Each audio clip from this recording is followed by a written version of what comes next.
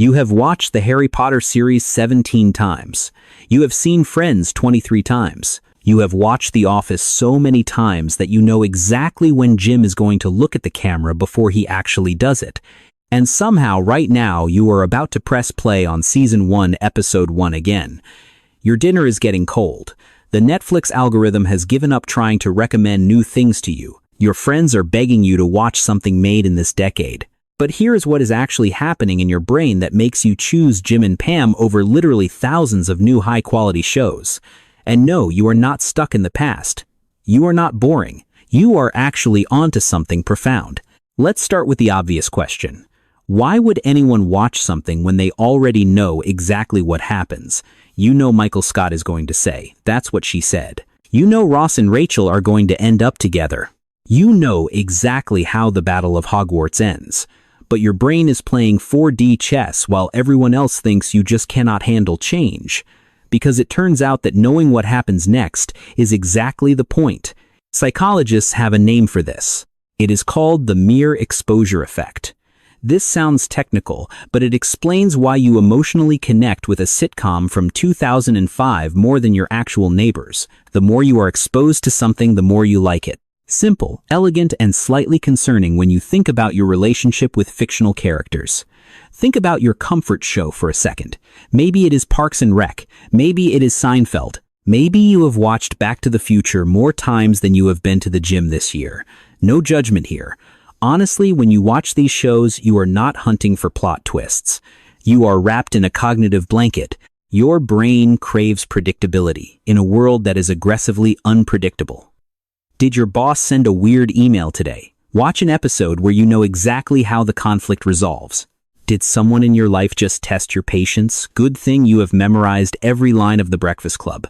But before we dive into the neuroscience, you need to understand one thing clearly. This behavior is not a glitch.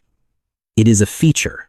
Your brain is not broken. It is protecting you. And the reason you do this falls into three very specific categories. The third one specifically reveals a hidden strength about your identity that most people completely ignore. Let's break down the first type of person who does this. I call this type the exhausted optimizer. For you, this habit has nothing to do with obsession and everything to do with energy conservation. Here is the reality of your day. You have made approximately 7,000 choices before 5 p.m. What to wear, what to eat for breakfast, which emails to ignore, how to word that text message so you don't sound passive-aggressive. By the time you get home, your prefrontal cortex, the part of your brain responsible for decision-making, is fried. It is running on fumes. Decision fatigue is real. And choosing a new movie is not just fun. It is work. It is a risk. What if the movie is bad? What if you invest 40 minutes and hate the main character? What if it ends on a cliffhanger that ruins your night? That is a gamble your tired brain cannot afford to take. So you look at the menu of 5,000 new options and you freeze. You spend 45 minutes scrolling through trailers only to realize you are too tired to watch any of them. Instead, you put on Good Will Hunting for the 30th time. Why? Because it is zero risk. It is maximum comfort with minimum effort. You are not being lazy. You are being efficient. You are optimizing your remaining mental energy for survival.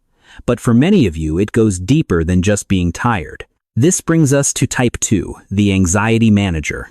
This is where things get fascinatingly biological. Your brain is essentially a prediction machine. Its primary job, evolutionarily speaking, is to predict what happens next, so you do not get eaten by a tiger. When the real world feels chaotic, when the news is scary, when your job is unstable, when your relationships are messy, your brain's prediction error shoots through the roof. You are constantly on edge, waiting for the other shoe to drop. Watching a new show increases that cognitive load. You have to figure out who is good, who is bad, and what the plot twist is. It is exhausting. But rewatching, that is cognitive cruise control. A study from psychologist Christelle Russell found that rewatching gives us a profound sense of control and safety. There are no surprises, no betrayals, no shocking character deaths that ruin your entire week.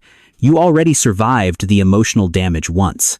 Now you are just observing it from behind a safety glass. When you watch that familiar episode, your brain releases a steady stream of dopamine and serotonin because it successfully predicts every single beat. Jim is going to prank Dwight right now. And then he does. Your brain loves being right. It creates a feedback loop of safety. It acts like a weighted blanket for your nervous system, physically lowering your cortisol levels. You are not avoiding new experiences. You are actively medicating your anxiety with narrative certainty. However, there is a third type of person. And this is where the psychology shifts from simple comfort to something much more profound about who you are as a human being. This is type 3, the time traveler. And if you have ever cried watching a movie you have seen a dozen times, this is you. Here is the twist: nobody tells you. You are not actually experiencing the same thing twice. I know it is literally the same file on the server. The pixels haven't changed. The audio track hasn't changed. But you have. When you rewatch a show that you loved 10 years ago, you are not just watching the show. You are engaging in a process called regressive reconsumption. You are using the show as a portal to visit a previous version of yourself. Think about it. When you watch The Lion King as a child, you are Simba running away from responsibility and scary hyenas. When you watch it in your 20s, you are Mufasa suddenly aware of the weight of the world and your own mortality. When you watch it later in life, you might be crying in the first 10 minutes because you finally understand what it means to leave a legacy. It is the same script, but a completely different movie. These shows act as time capsules. Maybe you watched that sitcom with your sister every Thursday night, back when you lived in that tiny apartment. Maybe you watched that action movie with your dad before he got sick. Maybe you watched that romantic comedy during your first real heartbreak. When you press play today, you are unlocking those memories. You are reconnecting with the person you were when those characters first mattered to you. It is a form of emotional archaeology. You are checking in on your past self to see how far you have come. This explains why sometimes you crave a specific show even if it isn't good. You aren't hungry for the quality of the writing. You are hungry for the feeling of that specific time in your life. You are craving the simplicity of being 16 again. You are craving the warmth of a friendship that has since drifted apart. In a world that forces us to constantly grow, change, and adapt, these shows are the anchors that hold our identity together. They remind us of our core values. They remind us of what we find funny, what we find romantic, and what we find just. So Type 3 isn't just watching TV. You are performing a ritual of self-preservation. You are visiting old friends, fictional ones, yes, but friends who have been more consistent than most real people in your life. Let's lock this in with the final piece of science. This entire mechanism works because of how your brain processes emotional safety. Imagine your life as a ship sailing through a storm. The ocean is your job, your bills, your relationships. Unpredictable and often terrifying. Your comfort show, it is the anchor. It doesn't stop the storm, but it stops you from drifting away. This is supported by the concept of restorative nostalgia. Unlike regular nostalgia, which can make you sad about the past, restorative nostalgia actually rebuilds your psychological resources. It refills your energy tank so you can face the new day. So the next time someone judges you for watching Harry Potter for the 18th time, or tells you to get a life and watch something new, you can hit them with the science. Tell them you are not stuck. You are engaging in a psychologically beneficial practice that promotes emotional stability. You are managing decision fatigue. You are regulating your cortisol. And you are strengthening your sense of identity through meaningful narrative repetition. Or you can just tell them to mind their own business. That works too. Look, new shows are great. Exploring the unknown is important. But there is absolutely nothing wrong with returning to the stories that shaped you. The ones that make you laugh at the same jokes. The ones that make you cry even though you know exactly what is coming. Your comfort show isn't a crutch. It is a companion. It is a reminder of who you were, who you are, and maybe who you are becoming. It is a little piece of consistency in an inconsistent world. Now, if you will excuse me, I have a date with Michael Scott for the 19th time, and I regret nothing. If you see yourself in this video, I want to know, what is the one show you can watch forever and never get tired of? Let me know in the comments.